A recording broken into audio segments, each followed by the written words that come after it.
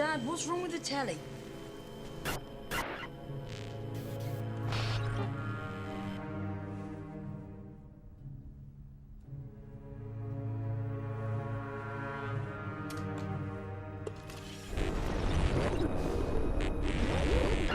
Good evening, London.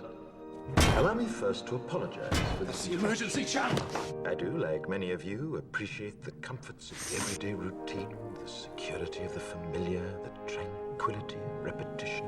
Bloody hell. I enjoy them as much as any bloke.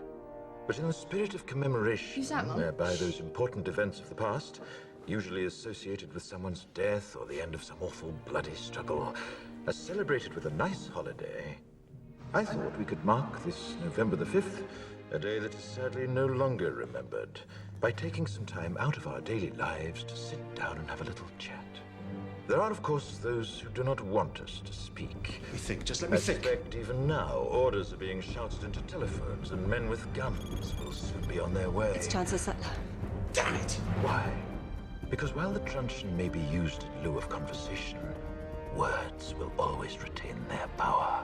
Words offer the means to meaning, and for those who will listen, the enunciation of truth.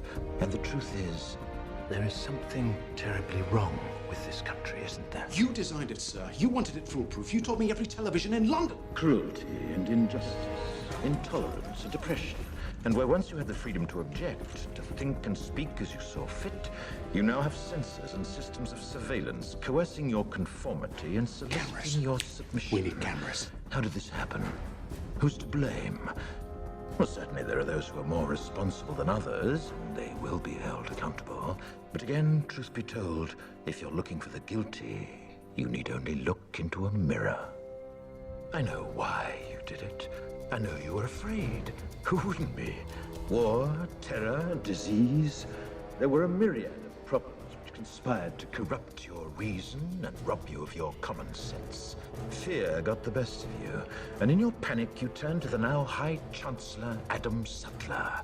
He promised you order, he promised you peace, and all he demanded in return was your silent, obedient consent. Inspector, you're almost through. Last night, I sought to end that silence. Last night, I destroyed the Old Bailey to remind this country of what it has forgotten.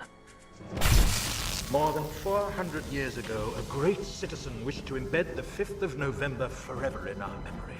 His hope was to remind the world that fairness, justice, and freedom are more than words. They are perspectives. So if you've seen nothing, if the crimes of this government remain unknown to you, then I would suggest that you allow the 5th of November to pass unmarked.